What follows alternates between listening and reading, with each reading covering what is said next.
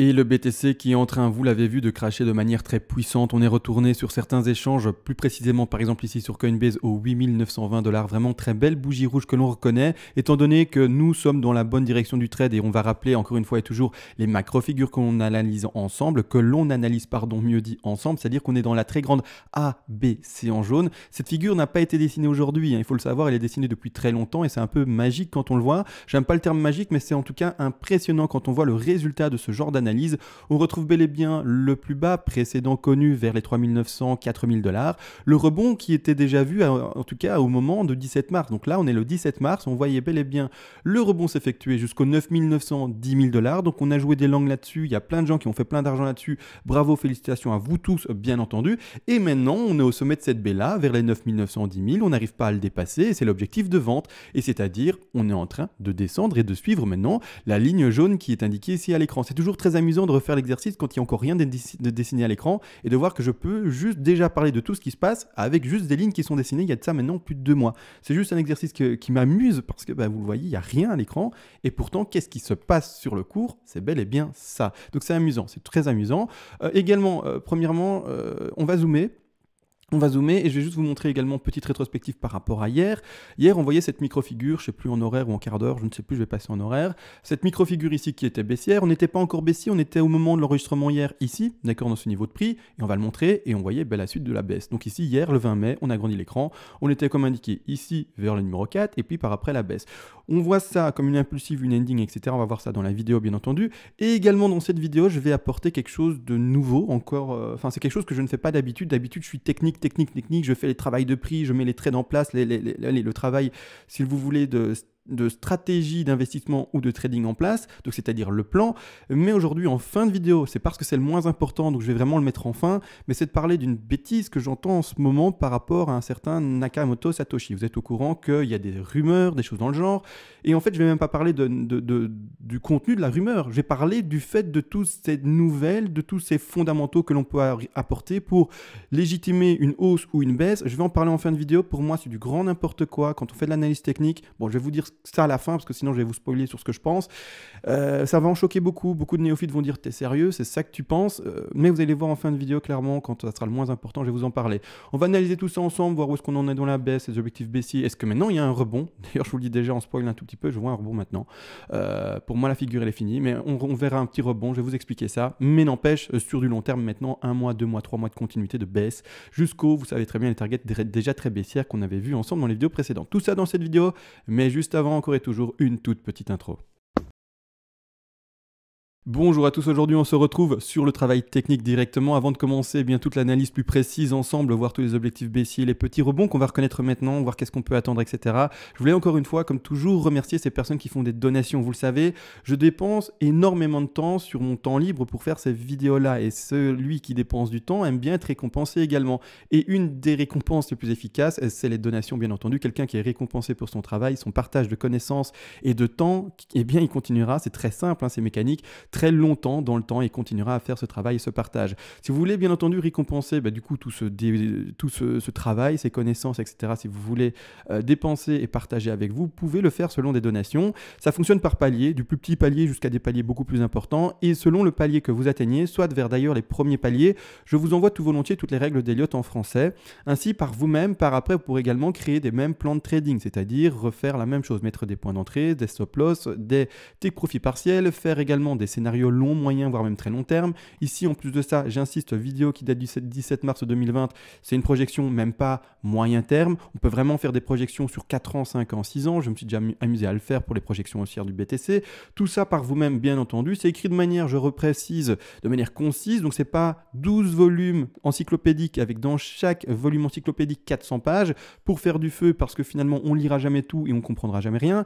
La chose, c'est que c'est écrit de manière concise pour que vous puissiez par vous-même après apprendre facilement, rapidement et que par après, la pratique arrive rapidement. Donc maintenant, ça c'est dit pour la premier palier ou en tout cas les premiers paliers de donation.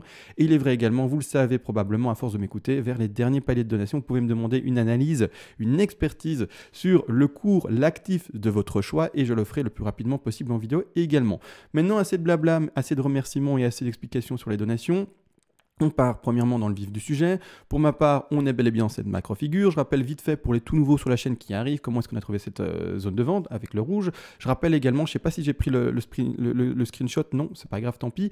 Mais il y a plein d'abonnés qui ont également ouvert ici bien le short aux alentours des 9900, 9800 $. Bravo à vous, je suis très heureux d'avoir vu bien, que vous mettiez en application les stratégies de trading que j'explique. Donc encore une fois et toujours, stratégie de trading, c'est avec stop loss et take profit partiel. Donc je suis très heureux de voir que vous mettez ça en place et que vous suivez le plan qui a été mis en place avec, en tout cas avec vous, durant bien, les semaines précédentes. D'accord? Donc très heureux de voir tout ça et tout se passe bien pour le moment étant donné que y a une cassure vers le bas et voilà. Donc comment déjà on a déjà trouvé comme dit cette zone de vente et comment du coup 1 mois et demi, 2 mois à l'avance on indique ça déjà à l'écran. Donc le 17 mars il y a déjà tout ça indiqué à l'écran. Comment est-ce qu'on sait qu'on va arriver là et qu'on va chuter par après? Alors on ne sait pas, c'est une analyse technique, on part sur des projections etc. mais on n'a pas de boule de cristal bien entendu, il faut le comprendre. N'empêche, c'est assez fiable, vous le voyez par vous-même. C'est-à-dire que comme on est dans une flat, alors voilà, je commence avec les termes un peu plus compliqués, mais un peu d'écoute, quelques semaines maximum, et vous devriez au moins vous débrouiller là-dessus. C'est-à-dire que comme on est dans une flat, en fait, la zone de vente, c'est les 90. Vous voyez la ligne bleue ici, en tout cas la première zone de vente à privilégier sont les 90.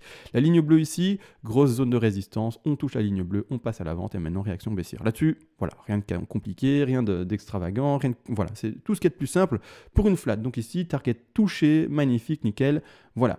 Maintenant, on va aller plus loin et on va bien entendu aller dans les sous-décomptes. Alors là, je vais faire ça pour expliquer bien entendu plusieurs choses. Là maintenant il y a déjà une chose très visible que je vais vous montrer, c'est premièrement même pas dans les décomptes Elliott, maintenant c'est les supports qui sont obliques. Quand en fait on va, alors il y a plein de dessins à l'écran, je m'en excuse déjà, je vais regarder après si ça répond également très précisément à ce support sur les autres échanges, mais là maintenant en fait il faut comprendre une chose, c'est qu'on a un support oblique indiqué depuis la racine, d'accord?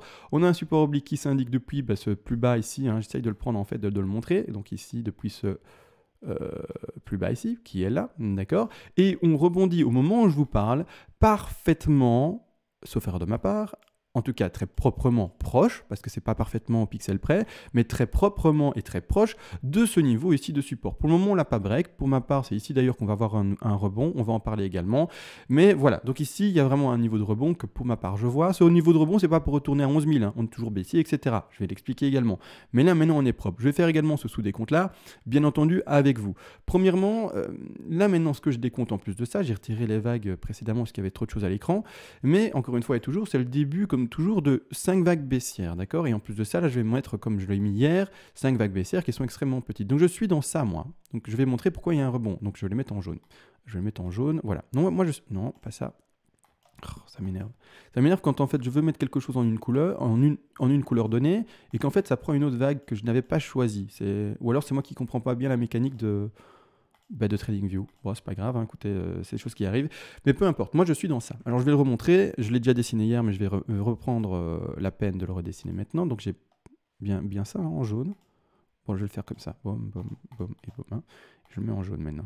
Voilà, parfait. Et je mets en plus épais. Voilà, je m'en sors. C'est-à-dire que premièrement, en fait, pour moi, je suis déjà baissier. Comme expliqué hier, je suis déjà baissier. Et je suis déjà baissier fortement. C'est pas le début, c'est pas... voilà, je suis déjà dans ça, quoi. Donc quelque chose qui y va et qui va avoir des targets beaucoup plus basses. C'est-à-dire que là maintenant, j'ai fini, on va aller après en zoomant, mais j'ai théoriquement, après si on fait des extensions énormes et qu'on va plus bas, pourquoi pas, tant mieux alors, hein, si vraiment on chute maintenant à je sais pas moi, à 5 000 $ d'un coup, tant mieux, notre trade est fait, le stop loss sera pas pris, on monte le stop loss dans le vert, et en plus de ça, on prend tous nos profits partiels, donc TP plus simple à dire. Donc, voilà, maintenant n'empêche, il y a un rebond que pour ma part je vois, parce qu'on ne descend jamais qu'avec des bougies rouges, ou on ne monte jamais qu'avec des bougies vertes. Il y a toujours la tendance inverse qui se mélange, il y a toujours un moment où il y a un peu plus d'acheteurs que de vendeurs, etc. C'est ça qui dessine les courbes, d'accord? Ça c'est pas compliqué. Donc là maintenant, même si l'intention elle est baissière, il y a un moment où ça rebondit. Il y a un moment où il y a de nouveau des acheteurs, d'accord? Il y a des moments où il y a de nouveau des acheteurs, où le prix du BTC va rebondir. Et pour ma part, on est enfin dans ce moment-là.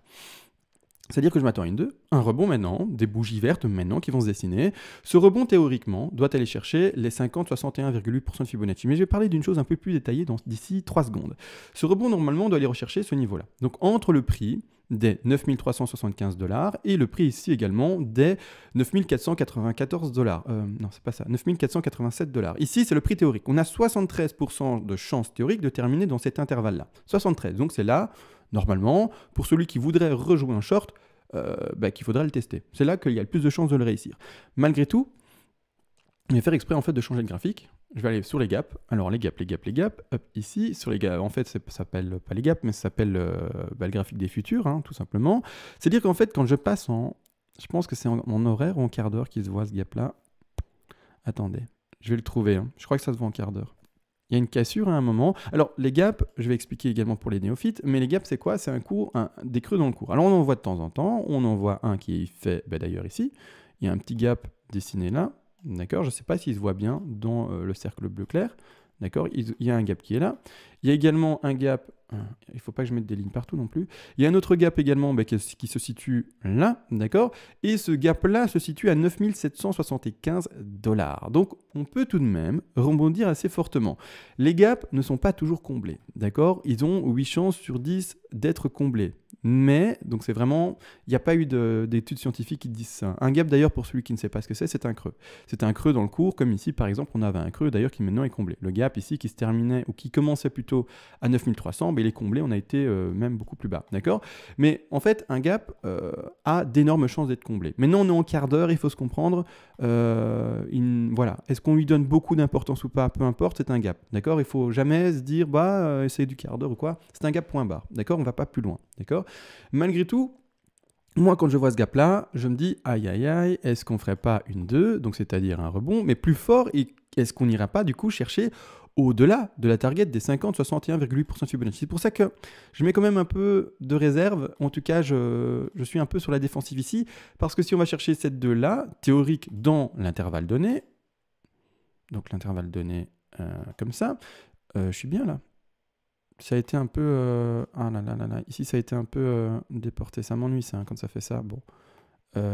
C'est pas grave, en fait. Ça a bougé comme ça. C'est ennuyeux, ça, à chaque fois, quand TradingView met tout de côté comme ça. Voilà, je remets mieux, mais vague. Comme si... Bon, peu importe, je vais les retravailler après, j'y arrive pas là. Mais la chose à comprendre, c'est que le rebond, lui, au contraire, devrait aller rechercher ça, là. Mais comme il y a un gap...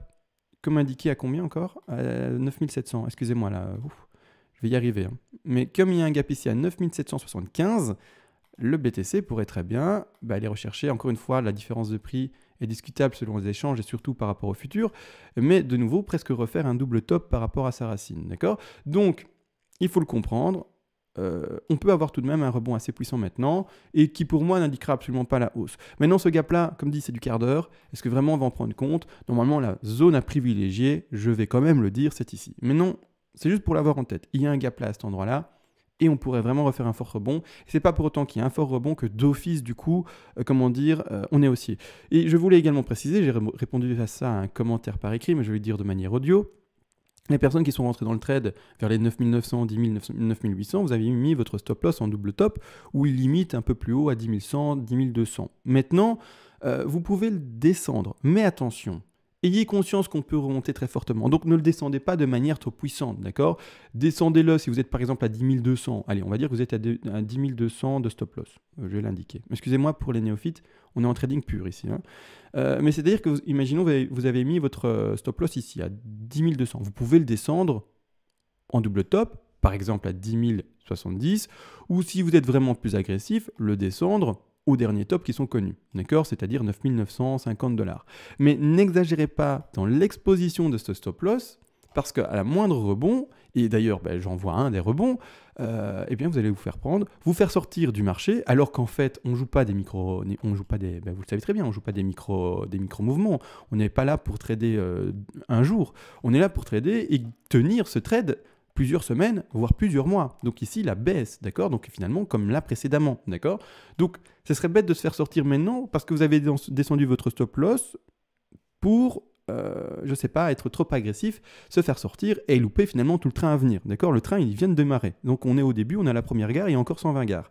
Donc le trajet, il est encore très long. Donc, ne soyez pas trop précipité, laissez votre stop loss vers les niveaux élevés.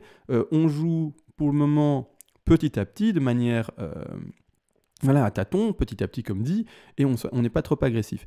C'est-à-dire qu'on laisse descendre le cours, et on laisse surtout ce cours bien évoluer également.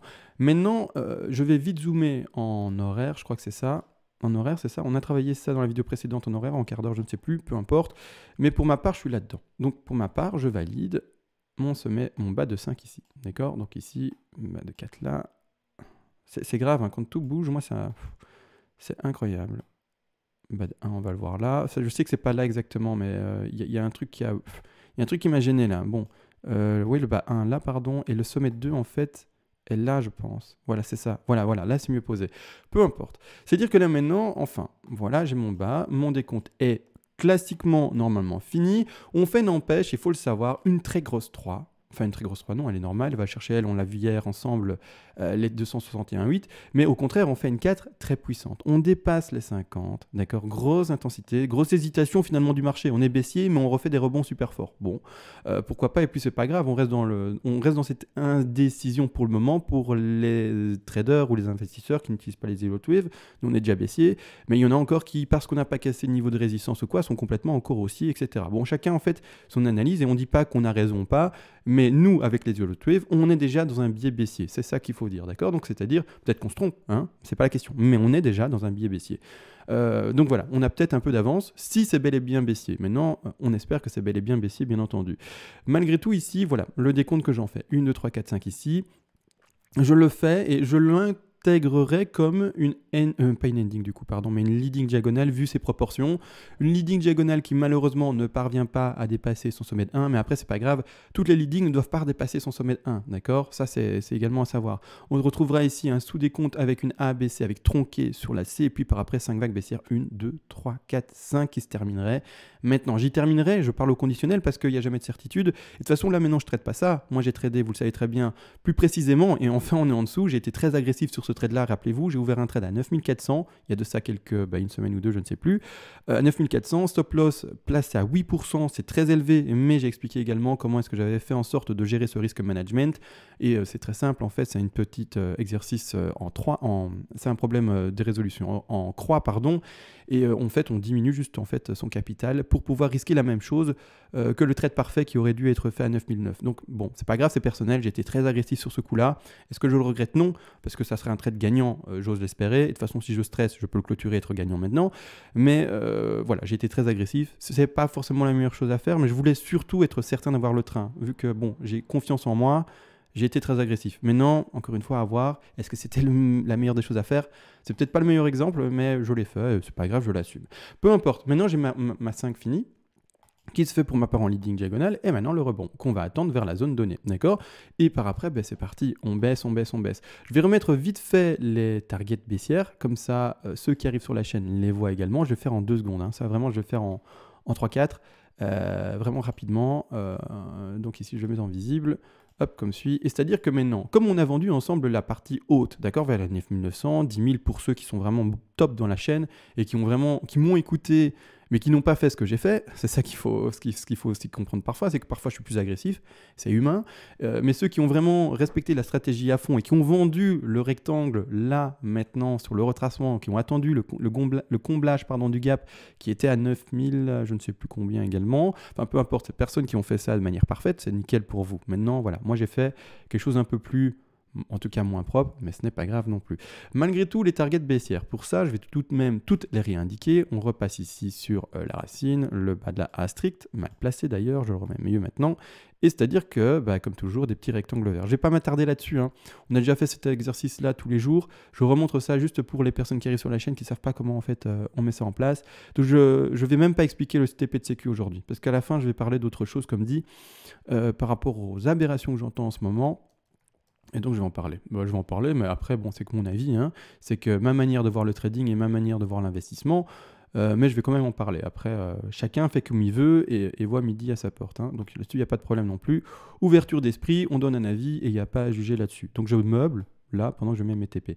C'est-à-dire que là maintenant, il faut comprendre une chose, c'est qu'on a nos TP majeurs indiqués à l'écran et l'objectif majeur, donc attention, sans le TP de sécu, etc., que j'ai déjà expliqué dans d'autres vidéos, mais comme on ne va pas s'attarder là-dessus, je ne m'attarde pas là-dessus.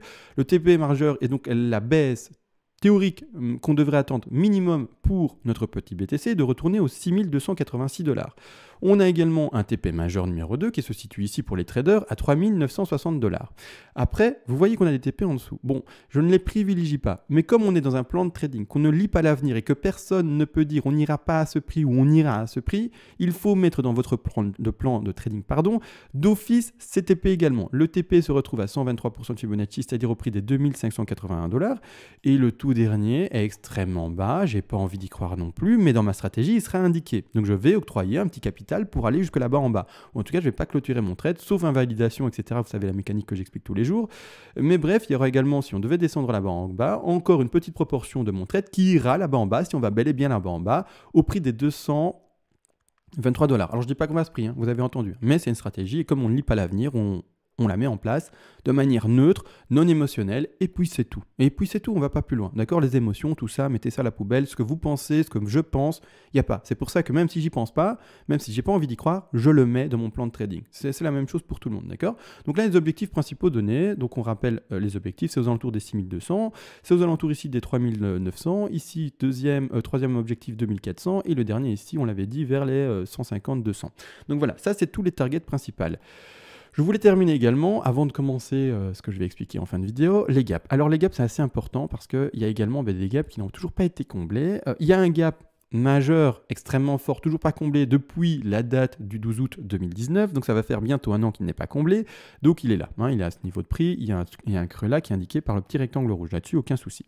Mais on a des gaps plus petits qui, eux, sont indiqués ici. Alors les gaps s'indiquent en daily, ils sont peut-être pas visibles. Mais je vais les laisser du coup. Je vais les laisser, je vais passer vite en 4 heures. Peut-être qu'on les verra en 4 heures. Mais il y a des gaps qui sont indiqués ici. Le gap 1 est indiqué à 7600 $. Le gap 2 ici est indiqué à 6900 $. Et le gap 3 ici est indiqué à 6800 $. Donc on a toutes les chances d'aller combler cette série de gaps. Et en plus de ça, d'accord, on a un dernier gap qui se situe ici à 3500 $ l'intervalle, 3500-3600 $, qui n'a pas été comblé depuis fort longtemps et qui se retrouve ici, c'est-à-dire un gap qui a été effectué, vous allez le voir, je vais zoomer dessus, il est visible, qui a été effectué en date plus ou moins du 15 février d'année 2019. Donc il est là, le petit gap, le creux dans le cours, il est là, d'accord? Comme dit, on a 8 chances sur 10 de combler un creux.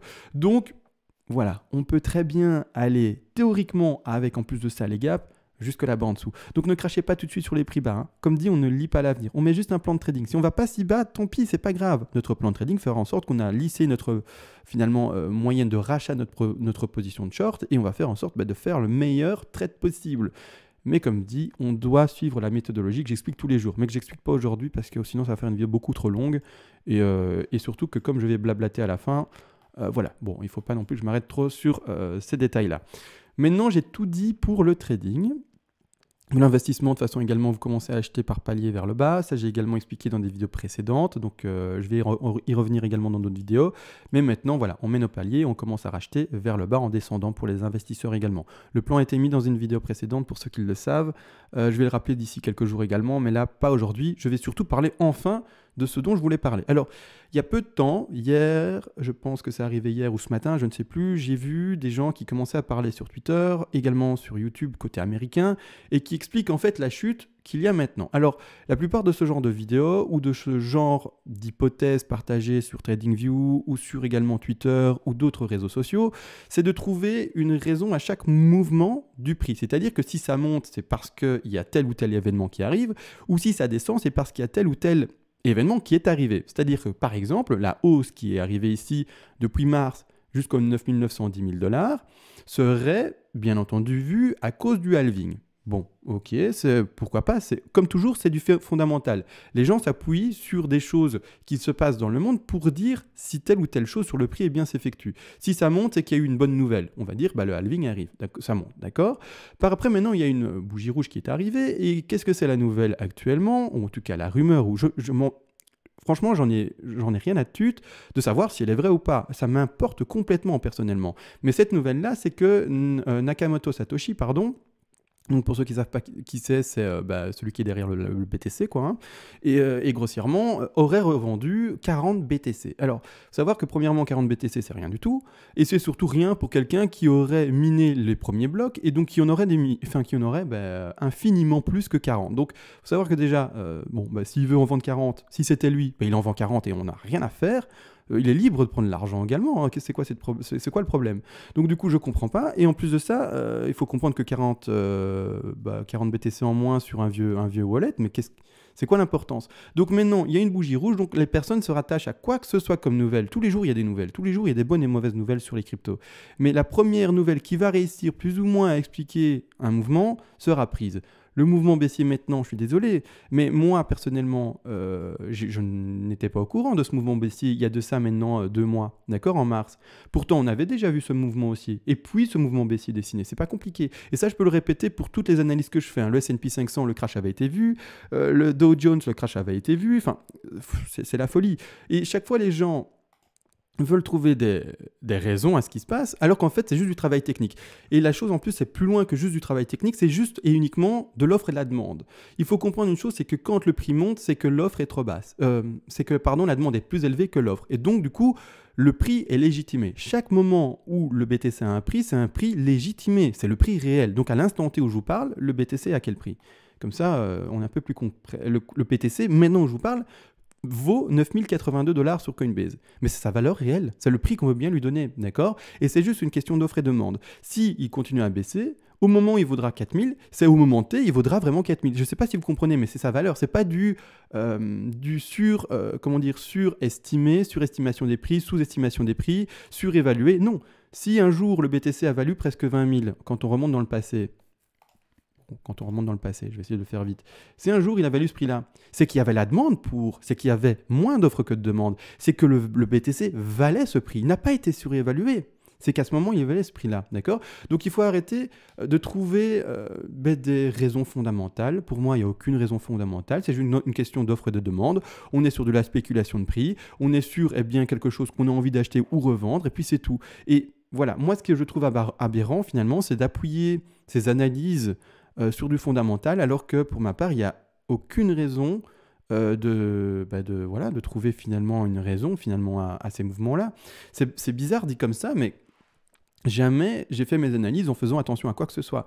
Le halving, il devait arriver, mais j'ai pas dit, par exemple le 17 mars, qu'on passait sur une tendance haussière pour retrouver le prix des 9500 parce que j'avais en tête qu'il y avait le halving qui arrivait. Il faut comprendre, pas du tout, absolument pas. C'est juste mon décompte, mes intensités, mes calculs de Fibonacci, etc. qui m'ont dit, maintenant c'est le moment où on est arrivé sur le prix plancher et c'est le moment où on va passer acheteur. Maintenant qu'on a fait un retracement de 90 parce que on a analysé la première vague, on a vu quelle intensité baissière c'était, enfin bref, c'est assez fin comme travail finalement.